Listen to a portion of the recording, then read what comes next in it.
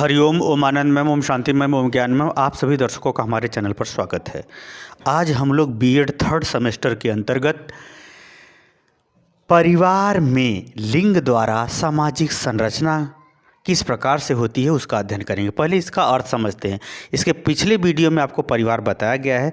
परिवार के अंतर्गत किस प्रकार से स्त्री पुरुष के आधार पर या स्त्री पुरुष के साथ किए जाने वाले व्यवहार के आधार पर किस प्रकार से समाज का निर्माण होता है, किस प्रकार से सामाजिकरण की प्रक्रिया या किस प्रकार से सामाजिक गतिविधियों के अनुरूप उसके व्यक्तित्व का निर्माण होता है, उसी को इस वीडियो में हम लोग समझने का प्रयास करेंगे। तो इसके लिए महत्वपूर्ण यह है कि पहले आप जानें कि परिवार में होता क्या क्या है। परिवार में अगर हम बात करें तो बहुत सारी चीज़ें होती हैं जिसको क्रम से समझना आवश्यक है। परिवार में क्या होता है, सब लोग एक दूसरे से संबंधित होते हैं, सहयोग एक दूसरे करते हैं, उत्तरदायित्व अपनी जिम्मेदारी को समझते हैं, श्रम विभाजन सब लोग काम को बांट के करते हैं, वेशभूषा सबका पहनावा अपना होता है, प्रेम सब में एक सहानुभूति और प्रेम भी होता है, सहानुभूति भी होती है, सहानुभूति भी होती है और उन दोनों में एक प्रकार से सब में प्रेम भी होता है। परिवार के अंतर्गत कुछ न कुछ कार्य भी होते हैं, व्यवसाय भी होते हैं। उसी तरह कार्यशैली, सब कार्य का हर परिवार के अंदर कुछ कार्यशैली स्टाइल भी होती है, भाषा होती है, धार्मिकता, परिवार में कुछ न कुछ धार्मिक मान्यता या सोच समझ पाई जाती है। परिवार के अंदर कुछ भ्रांतियाँ भी पाई जाती है, अंधविश्वास। इससे सब परिवार के अंतर्गत ही समाज की जो परंपराएं हैं वो भी कुछ न कुछ अस्तित्व देखने को मिल जाता है। परिवार में व्यक्तित्व का निर्माण किया जाता है, चरित्र का निर्माण किया जाता है। 15वां 14वां विकास के अवसर, परिवार में सबको विकास के अवसर दिए जाते हैं। जो नवजात शिशु हैं या जो बालक बालिका हैं उनको सहभागिता, सब लोग बहुत से ऐसे कार्य हैं जिसमें सहयोग साथ करते हैं। आदत, परिवार में आदत का भी निर्माण होता है। मूल्य, परिवार के अंतर्गत किसी प्रकार का महत्व भी बताने का कुछ मानक के रूप में उसको तैयार करने की भी धारणा विकसित होती है। और सामाजिकरण की धारणा, समाज के अनुरूप जो क्रियाकलाप व्यवहार सिखाए जाते हैं उसका भी निर्माण परिवार के अंतर्गत किया जाता है। एक महत्वपूर्ण छूटा हुआ था जिसको कहते हैं विवाह, जिसको क्या कहते हैं, विवाह। आगे इसी तरह से हम बताने का प्रयास ये करें कि परिवार के अंतर्गत सब महत्वपूर्ण कार्य होते हैं।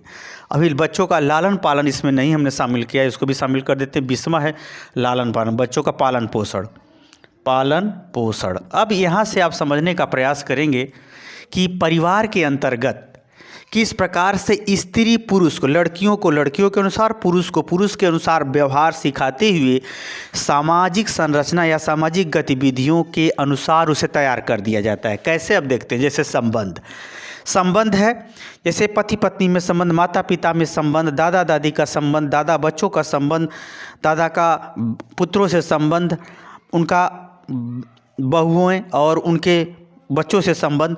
यानी जो संबंध हम लोग परिवार में विभिन्न प्रकार के हैं जो पहले से विद्यमान है, वह संबंध लड़कियों को लड़कियों के अनुसार, लड़कों को लड़कों के अनुसार समझने, व्यवहार करने, सोचने, विचारने की क्षमता को जन्म देता है।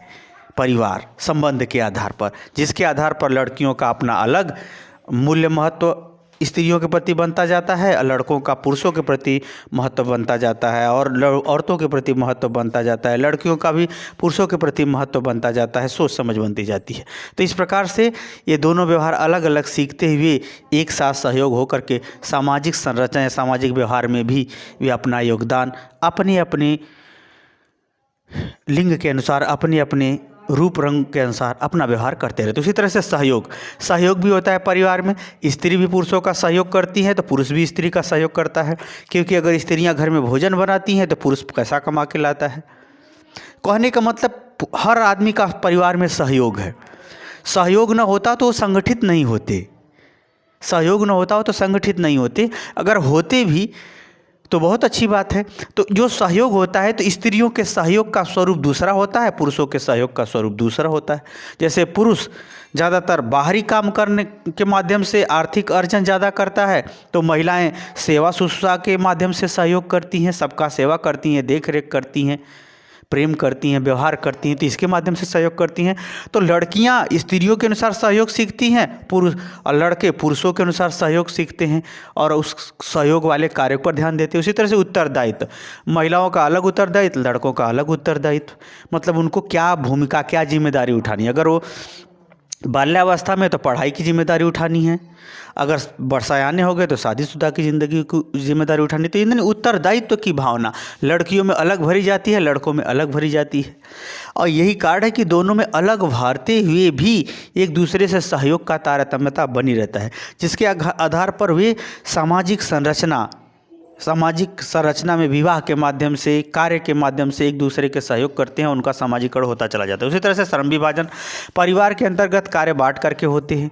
श्रम विभाजन न हो तो परिवार न बने, यानी एक दूसरा कार्य करता है तो उसके बदले में दूसरा कार्य करता है। इस तरह से परिवार बांट करके कार्यों को करता है, जो जिसमें विशेष है वह कार्य करता है। जैसे जो पढ़ने में विशेष है, पढ़ाई का काम किया, लड़कियाँ नाचने में विशेष है तो नाचने काम कर रही है, खाना बनाने का काम कर रही है, सिलाई कढ़ाई बुनाई का, संगीत का कार्य कर रही है।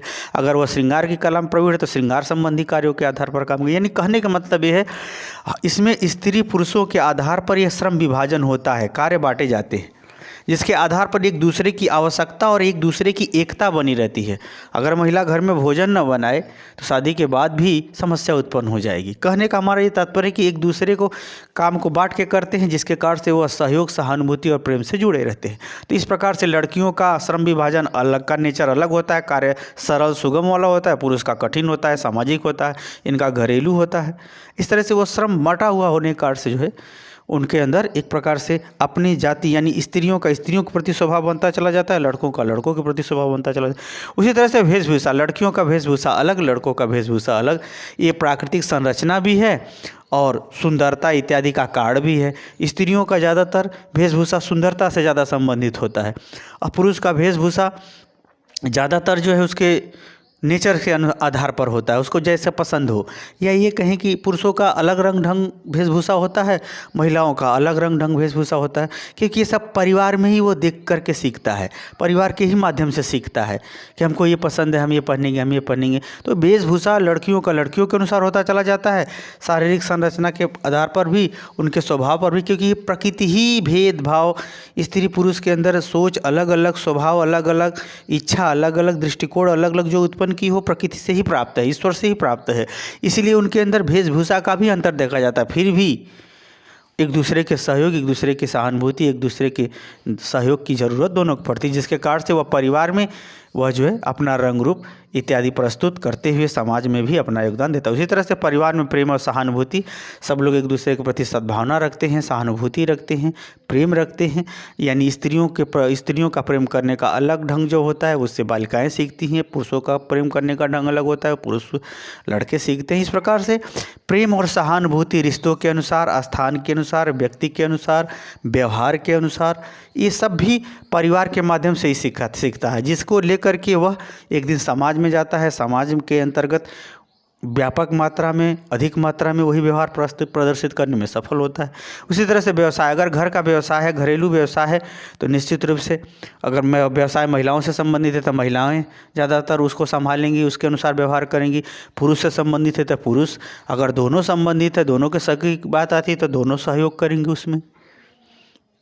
तो कहने का मतलब व्यवसाय से भी हमारा नेचर तय होता है। जैसे ब्यूटी पार्लर है तो महिलाएं ही ना सीखेंगी, लड़कियां ही ना सीखेंगी, पुरुष तो नहीं ना सीखेगा। उसी तरह से अगर कोई बाहरी काम है, बाहर विदेश में आना जाना है, व्यवसाय कर वस्तुएं सामान ले जाकर बेचना है, तो वहाँ पुरुष ही ज़्यादातर जाएंगे, भले ही बहुत पैसे वाला हो, भले ही लड़कियाँ या महिलाएँ योग्य हो तो भी नहीं जाएंगी। तो कहने का मतलब व्यवसायों का नेचर भी स्त्रियों का संबंधित व्यवसाय है तो उसको तैयार करेगा, पुरुषों से संबंधित व्यवसाय तो उसको तैयार करेगा। दोनों को व्यवसाय के अनुरूप लैंगिक विभेद के आधार पर व्यवहार करने को अपने आप वो सीखते जाते हैं। आगे है कार्यशैली। महिलाओं की कार्यशैली अलग होती है, पुरुषों का कार्यशैली अलग। कार्य करने का तरीका हो सकता है बहुत से कार्य एक तरीके के हों तो दोनों समान रूप से सीखेंगे। अगर कार्य का स्टाइल अलग अलग है तो वो अलग होगा।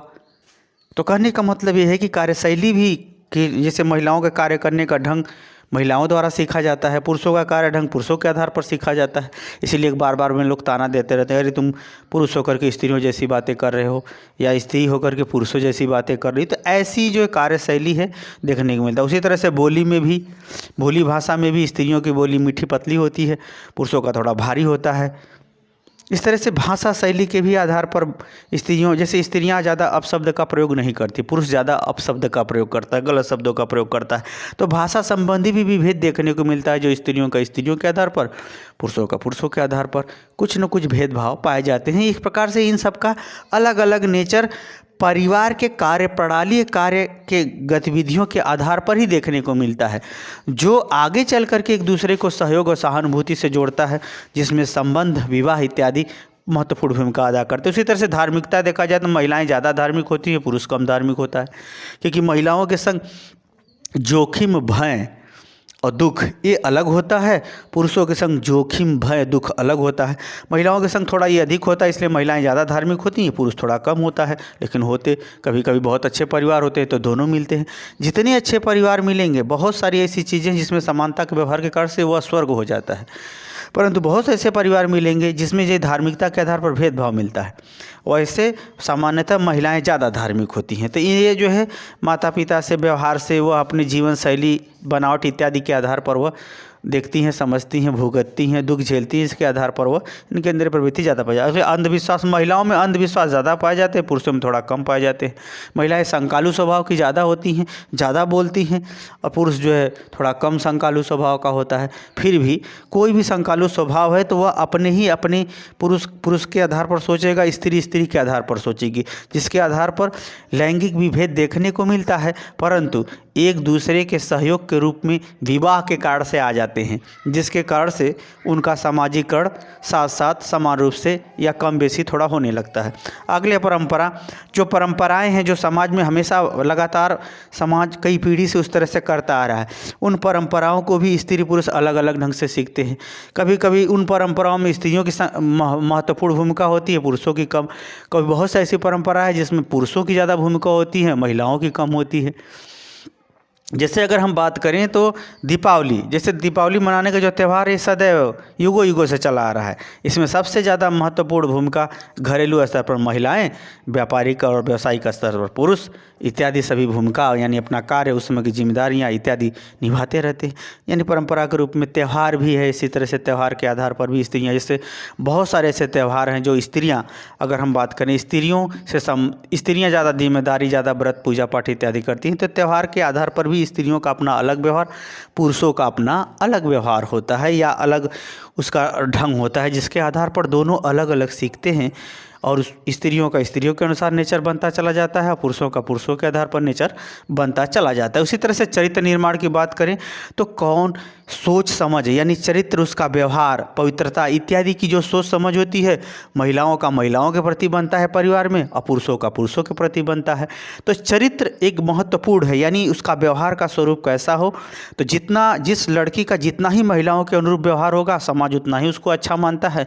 पुरुषों का व्यवहार जितना, लड़कों का व्यवहार जितना ही पुरुष के अनुरूप होगा उतना ही अच्छा माना जाता है। तो स्त्रियां जितने ही स्त्री वाले स्वभाव का होंगी, पुरुष जितने ही अच्छे पुरुष के स्वभाव का होगा, उतना ही एक दूसरे से सहयोग, एक दूसरे से प्रेम और सामाजिक संरचना में भी महत्वपूर्ण भूमिका अदा करते हैं।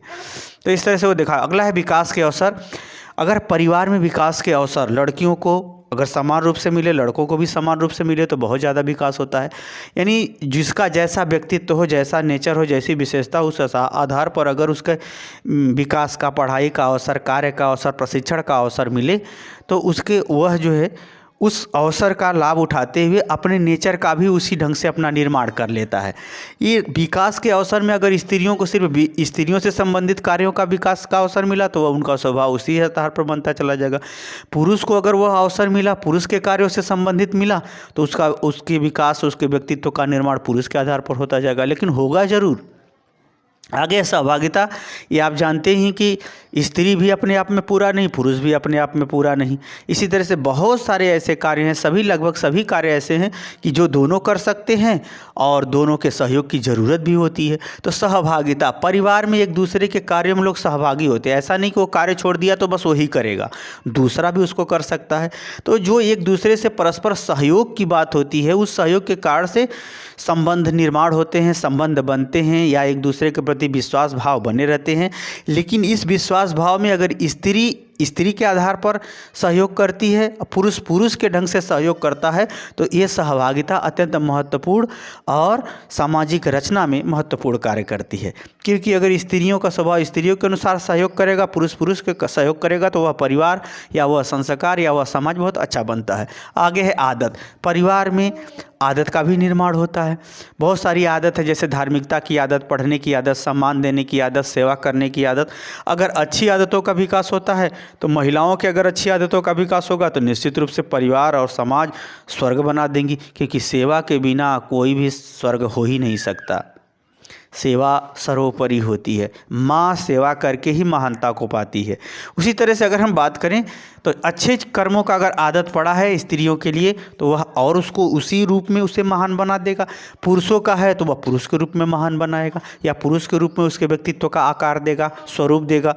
उसी तरह से मूल्य की धारणा, जैसे कोई मानक है, कोई मूल्य, जैसे माँ दुर्गा, माँ सरस्वती, माँ लक्ष्मी जो भी है, ये महिलाओं का एक आदर्श रूप है, उत्तम से उत्तम रूप है। तो वह जो महिलाओं का उस तरह से उनके निर्माण की बात सोची जाती है, उनको एक सोच समझ दी जाती है, जानकारी दी जाती है, बात बताई जाती है, शिक्षा दी जाती है। तो जैसा जैसा मानक होगा महिलाओं का, उस तरह से महिलाओं का निर्माण हो जाता है। पुरुषों का जैसा आदर्श होगा, मूल्य होगा, वैसा उनका निर्माण हो जाता है। तो दोनों का निर्माण अपने अपने जाति के अनुसार, अपने अपने लिंग के अनुसार होता रहता है, जिसके कारण से उनका स्वभाव अलग अलग बनता जाता है। आगे है सामाजिकरण की धारणा। सामाजिकरण की धारणा मतलब समाज को वह परिवार कितना महत्व देता है। जितना ही वह समाज को अधिक महत्व देगा उतना ही समाज के व्यवहार को सीखेगा, समाज के अनुरूप नियम कानून व्यवहार का पालन करेगा, तो उसका सामाजिकरण उतना ही। अगर परिवार खराब रहता है तो समाज को किनारे कर देता है। परिवार जितना अच्छा होता है वह समाज के नियमों का भरपूर पालन करने का प्रयास करता है, क्योंकि समाज में ही वह महान हो सकता है, समाज में ही वह अपनी योग्यता सामर्थ्य को सिद्ध कर सकता है। समाज के बाहर कुछ भी नहीं होता। तो सामाजिकरण की जो धारणा होती है वो स्त्रियों के अंदर या पुरुषों के अंदर जो सोच बनती है, जो धारणा बनती है, वह जितना ही समाज के अनुरूप होगा, स्त्री के पहले की स्त्रियों के अनुरूप होगा, वह उतना ही अच्छा उसका सामाजिकरण का विकास होगा, उतना ही अच्छा सामाजिक संरचना होगा। पुरुष का जितना होगा समाज के अनुसार पुरुषों जैसा व्यवहार, उतना ही उसका सामाजिक धारणा पुरुषों के अनुसार बनेगा। उसी तरह से विवाह, ये अत्यंत महत्वपूर्ण है। परिवार के स्तर पर लड़के और लड़कियों का अलग अलग संस्कार जरूर दिया जाता है, लेकिन विवाह के पश्चात एक दूसरे के सहयोग की बात जरूर हो जाती है, क्योंकि परिवार के बिना समाज की अस्थायी सदस्यता नहीं मिलती, सामाजिक रूप से उसे नहीं माना जाता जब तक विवाह न हो। तो भले ही परिवार में अलग अलग जो है विवाह शादी किए जाते हैं, अरे लड़कियां लड़के अलग होते हैं, लड़कियां अलग जाती हैं, लड़कों का अपना उसी जगह रहना होता है, परंतु ये विवाह जो है स्त्री पुरुषों के अलग अलग संस्कारों को परिवार स्तर पर दूसरे परिवार में जोड़ने का काम करते हैं, जिसके कारण से सहयोग, सहानुभूति, प्रेम, सहयोग, श्रम विभाजन इत्यादि गतिविधियों का लाभ पाते हैं या इत्यादि गतिविधियों के माध्यम से अपना जीवन यापन करते हैं। तो यह विवाह अत्यंत महत्वपूर्ण है, जिसके आधार पर जो है स्त्रियों और पुरुषों को अलग अलग परिवारों में संस्कार मिलने के बावजूद भी सहयोग, सहानुभूति और शारीरिक संबंध, पुत्र उत्पत्ति इत्यादि के लिए महत्वपूर्ण आधार बन जाते हैं, जिसमें दोनों अपना अलग अलग नेचर लेके भी साथ में होते हैं। इस आधार पर यह विवाह जो है अत्यंत महत्वपूर्ण है, जो सामाजिक संरचना में स्त्री पुरुष को जोड़ देता है। अगला है पालन पोषण। बच्चों का लालन पालन होता है, क्योंकि परिवार जो है अपने आगे की स्थिति या आगे की भविष्य की आवश्यकताओं को अपने आने वाली पीढ़ियों को भी साथ में लेकर के निर्माण करती है, बनाती है, संचालित करती है, उसे पालती पोसती है। इस प्रकार से वह परिवार का निर्माण, परिवार के अंतर्गत लैंगिक विभेद के बावजूद भी दोनों अपने अपने स्त्री पुरुष के आधार पर व्यवहार सीखते जाते हैं, एक दूसरे से जुड़ते जाते हैं। अब यहाँ महत्वपूर्ण बात यह है कि परिवार के अंतर्गत स्त्री पुरुषों का अलग अलग, यानी लड़के और लड़कियों का अलग अलग व्यवहार सिखाया जरूर जाता है, लेकिन महत्वपूर्ण बात ये होती है जो विवाह है, ये विवाह हुआ और प्रेम हुआ, विवाह, प्रेम, बच्चों का लालन पालन और उनका श्रम विभाजन और संबंध और चरित्र निर्माण, ये सब ऐसे महत्वपूर्ण परिवार के अंतर्गत गतिविधियां होती हैं जो प्रारंभ में अलग होने के बावजूद भी उनको आपस में जोड़ करके समाज के अनुरूप, समाज के साथ उनके व्यक्तित्व का विकास, उनके व्यवहार का विकास, उनके व्यवहार का निर्माण या उनके गतिविधियों का निर्माण करती रहती हैं। इस प्रकार से अगर देखा जाए तो ये सभी हमने 19-20 परिवार के कार्य बताए हैं। क्या बताए हैं? परिवार के कार्य बताए हैं। यह परिवार के कार्य स्त्री पुरुष को अलग अलग सिखाते हुए भी एक दूसरे से जोड़ता है, जिसके आधार पर समाज का या सभ्य समाज का निर्माण होता है, समाज की संरचना का निर्माण होता है, समाज के अनुरूप व्यवहार होता है, समाज के मूल्य, उत्तरदायित्व, संस्कृति इत्यादि को स्वीकार करते हैं, जिसके आधार पर वो अपनी शारीरिक संबंध और सहयोग, सहानुभूति, श्रम विभाजन इत्यादि के माध्यम से वह समाज के अनुरूप व्यवहार एवं गतिविधियों का संपादन करने में सफल होते हैं। यही मुझे समझाने का प्रयास था। समझ में आ गया हो तो कमेंट बॉक्स में ज़रूर बताइए। साथ ही मेरे चैनल को लाइक, शेयर, सब्सक्राइब भी कीजिए। हरि ओम।